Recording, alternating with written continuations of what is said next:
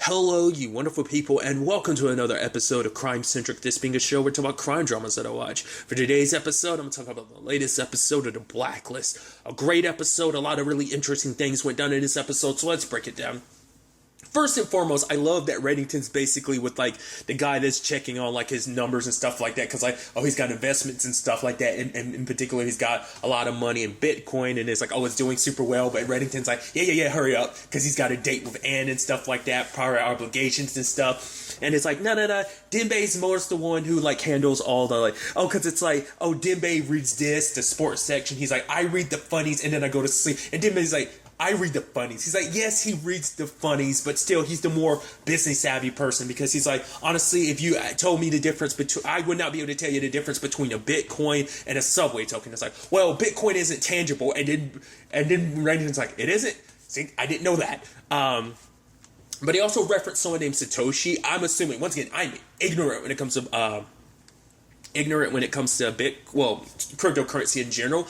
I'm assuming that's the person who made Bitcoin they were referenced, because he's like, whoa, you know who he really is? It's like, yeah, I'm like, Dembe's on better terms with him. And the guy's like, but do you really know who Satoshi is? It's like, yeah, it's like, do you know anything about Bridge? He's like, not, the thing you're traveling on, but the game, because it's like, oh, obviously him and Ann have a game that they're going to play. So he's on his way there, but Dembe does warn him. It's like, I get it, you like her, you care about her, sure, but you're starting to repeat patterns. The fact of the matter is, once or twice is fine, but beyond that, you start making a pattern, and that's where your enemy can catch you off guard. They can start following your footsteps, and it's like, how many times have you been to see Ann? And like, Dembe tells him it's been 5 times. So, but for him, it's like, he hasn't felt this way in a long time, that, it's like, Reddington, but it's like, no, like, when I'm with her, I'm not Reddington. Reddington doesn't exist. It's like, you might want that, but you will always be Raymond Reddington. And that's something I brought up before, like, and that's a complicated thing of, yes, Reddington wants to get this little slice of life away from being Reddington. You've built this criminal empire over the past 3 decades. There's no turning it off just because, oh, I found someone, I fell in love. It's like, no, because that's the sad thing, that maybe, just maybe, Raymond Reddington doesn't get a happily ever after. I mean, all the people you've killed, all the death and destruction that's followed you, then, but that's also the thing too, that Reddington, in his own way, he is like, I mean, not just in his own way, just in general, we've seen it time and time again how romantic he can be. He's a poet, he's poetic, he is romantic, and you see that shine so true when he shows up at Ann's place, obviously meets her friend Lois, who is played by Captain Earp, which I think the most recent thing I saw her in was in City on a Hill. She's in season 1. She hasn't popped up in season 2 so far. But obviously NBC connection-wise, she's one of the leads in CS, Law and Order CI, which I think eventually moved to USA for its last few seasons, which USA, she played Harry's ex-wife on the Center. Regardless, it's just kind of interesting seeing her playing the cop again. I was like, hey, that's got to be kind of interesting, back on NBC playing the cop again under different circumstances. But regardless, Lois is kind of like, I think it's like her husband or whatever, just like, hey, take it easy. She's like, I am easy, I'm a softie. And so she's very kind of like, very overprotective and being like, well, if you hurt my friend, I'm going to have to kill you. And they're both laughing, and then we cut to the intro. I love that. But them playing bridge and him having no idea and just like, dummy, and he's like, well, that's a bit harsh. She's like, no, the fact is your hand or whatever, like, that's called a dummy or whatever. Like, I just love the back and forth. He brings up like, oh, I'm into crime stuff. It's like, oh, what is it like being an officer, yada yada yada. Reddington doing what he does, so good at casual. That's the thing about Reddington. He's got such a silver tongue. Like, he could strike up a conversation with anyone. To be fair, when you know so much about the criminal world, I wonder, does that make you more appealed to like crime drama books and stories and stuff like that? As a criminal, does it seem more appealing? Because it's that circumstance of like, when you do something for a living, you kind of don't want to like think about it all the time, so it's like, considering you're a full-time international criminal, you think you wouldn't want to be like divvied into other people's stories, but it's like, maybe the human element to the stories are, oh, that's what I find so fascinating. I don't know, I just thought that was kind of interesting. But there is a whole circumstance of like, him and Ann are hitting it off hard, like, even to the point, like, he makes reference to something he's got to fix, and she's like, I don't know. She's like, the fact is, when you say a certain thing, all I can think about is sex. He's like, when I say it, all I'm thinking about is sex. I'm like, wow, you two are so horny for each other. It's crazy. Because it's like, we never see this side of Raymond. Like, him being, like I said, like, he can spout poetry. He can be romantic, you know, with the way, almost Shakespearean with a lot of his angles and aspects. But to see him legitimately in a relationship, we've never seen him really... Well, no, I take that back because I forgot there's, last season, there was an old fling that kind of came back as life, but things didn't kind of work out on that front because she basically wanted Raymond to run away with her, but sadly it didn't play out like that. So I think it's kind of interesting, in this regard, that it's like he didn't take that chance then, but now I think because everything's changed now, Liz is trying to gun for him, Townsend's coming after him, they're joined forces to come after him, and I think for him that sparked him to kind of look at life from a different point of view, because I think, you know, he in his head didn't want this whole thing to end up corrupting Liz, and it kind of did inadvertently. So I think it just kind of got him thinking about, you know, what I want out of life, because I think Anne made him feel a way that he's probably never felt before in his life, or at the very least never felt a way in a long time. So that was kind of interesting. There's also the Lois thing of like Lois being super suspicious, like, yeah, you know nothing about this dude, because she's asking Reddington about his business, which he's like, yeah, business is complicated. I've been working on a certain project for the past couple years and threatened of losing it. She's like, well, how can I help? He's like, you just being here is enough. She's like, no, seriously. He's like, no, seriously, like, being able to kind of escape everything is good, you know, and I'm able to just kind of forget all that when I'm with you. But she's like, I want to do more than just carry your burdens for you. But the sad thing is, Reddington can only open up so much to her without drawing her into his world. So they do some dancing, they do their thing, things get hot and heavy. It's like, wowzers. I was trying to just say wow, and then I kind of slurred my way into zers, so I went from wowzers. But other than that, I love the whole bit where it's like, she's like, oh, do you like this? And Reddy says like, no, I like cereal. You know, we narcissists, you know, like to eat something where we can like look at a reflection in a spoon or something like that. But also Anne was like, yeah, despite everything, I know all I need to know about Reddington, and I love him. And it's like, oh, did he know about the love part? And she's like, well, no. It's like, well, no, he does. So, but when the time comes, Reddington's like, okay, you go out and get, you know, some vegetarian like meals and stuff like that. I'll prepare stuff here, because he sees like the van he saw yesterday. He started, you know, that criminal instinct kind of picks up on things. I'm like, yeah, he's probably seen it too many times before. Aside from just the first time he saw it in the episode, it'd probably been like on his previous visits. So I'm trying to keep a full track of his movements. And I love how he just quickly dispatched the dude that was kind of waiting outside for him. And I was like, yeah, you killed that dude at Anne's place. How are you going to cover that up? Especially later on, it's like, oh yeah, you put a body in the fridge. I'm like, you don't come back and clean that out or something? Like later on, you don't have enough time, so that's just stuck in her freezer, isn't it? We're just kind of completely ignore that. Not unless Townsend ended up getting him, which also is very impressive. He decided to show up first. I mean, he figured this be his opportunity to corner Reddington, so I'm sure it's like, yep, I'm a go here and make sure I take care of you myself. He probably wants, like, yeah, Reddington to be cornered so he can be the one to pull the trigger. He doesn't want anyone else to kill Reddington. The way he talks about it, it sounds like he wanted to take Reddington somewhere else to probably have him tortured and then kill him. It probably would have been a lot easier just to kill him out front, but nevertheless, Reddington meets up with Anne, and they're kind of on the run. It's kind of a thing of putting a gun in her hand, and it's like, okay, someone comes through this door, you shoot. Granted, he ends up strangling said person before they could get to Anne. I think it's also because he gave it to her just in case, but I don't think he wanted blood to be on her hand. He didn't want her to be in a position where she actually had to kill someone. So I think that's why it was a just in case, a contingency, but he knew he was planning on probably handling it himself from the very beginning.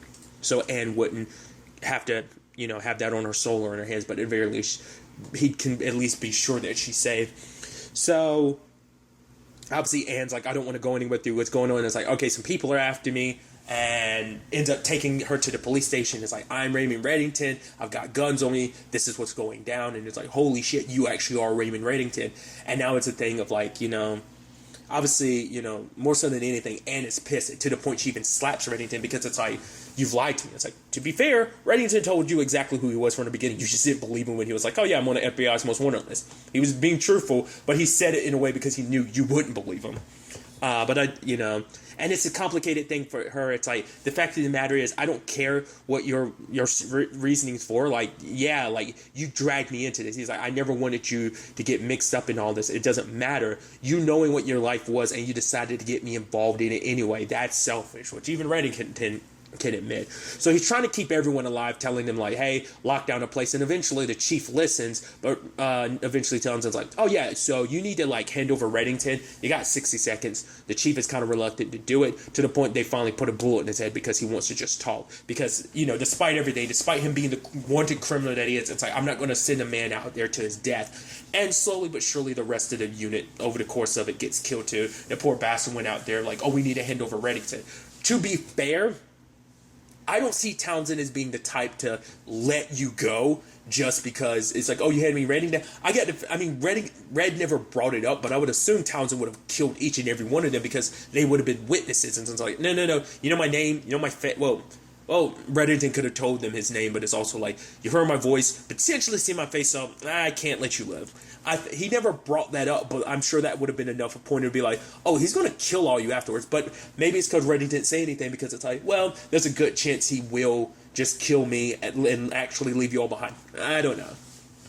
It's also because Reddington was telling them, get locked and loaded, but no one was really listening to him. So it's like, that was his way of saying, you need to, or all of you are going to die. He made that pretty clear, but like I said, he never went into specifics of, hey, just because he kills me doesn't mean he won't kill all of you. But I guess that's almost like that's implied. But that one cop ran out there being like, no, just let me go. You can kind of, and it's like, nope, he gets it.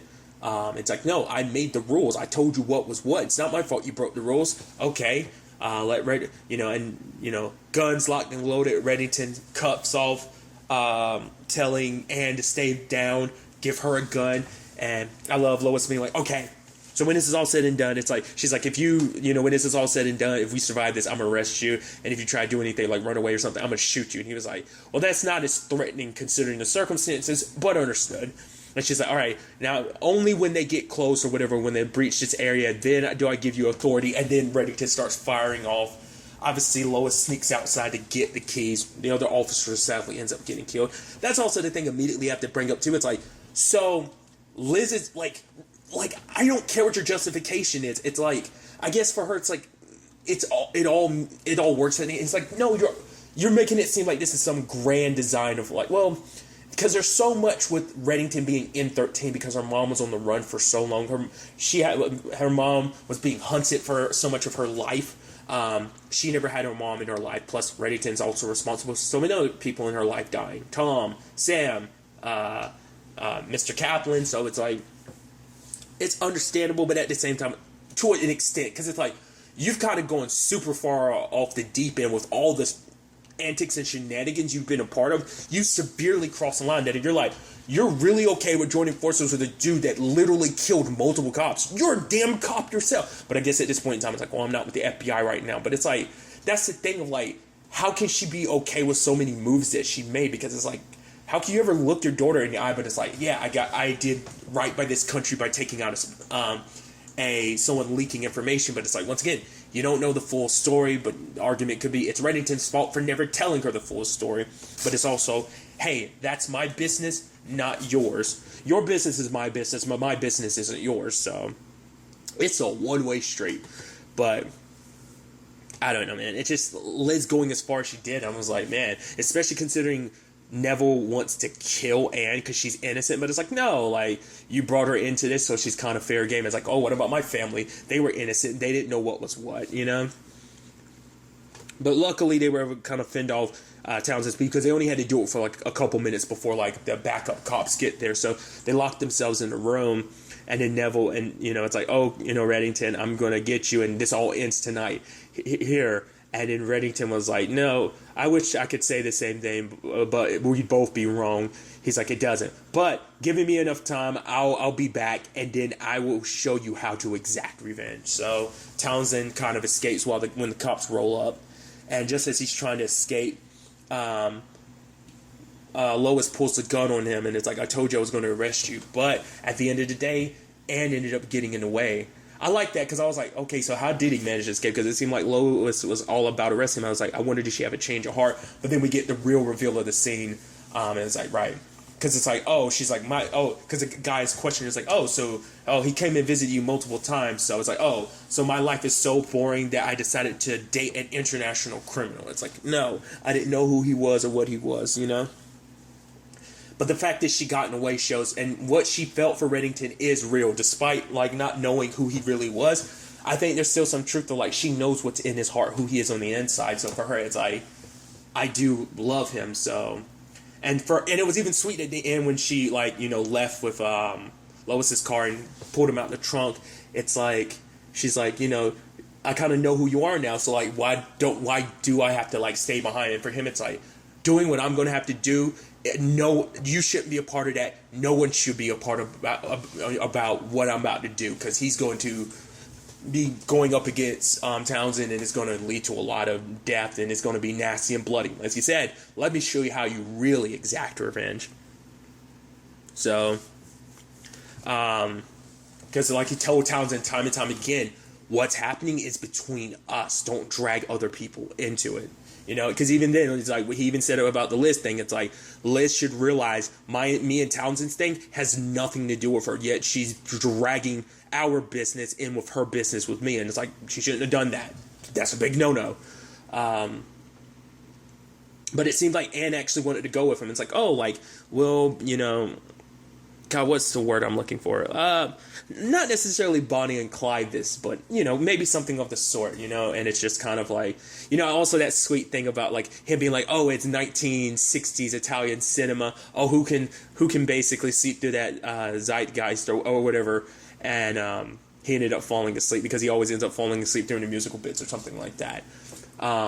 But it's also like, despite everything he can do, it's like, oh, like, if you go to Cindy's cabin, she's like, but you don't even know the address. It's like, you know, because he'll send like a postcard and it'll be from a certain area, but she's like, you don't know where the cabin is, the address. And he's like, I have certain capabilities. She's like, except for staying awake during movies. He's like, yes.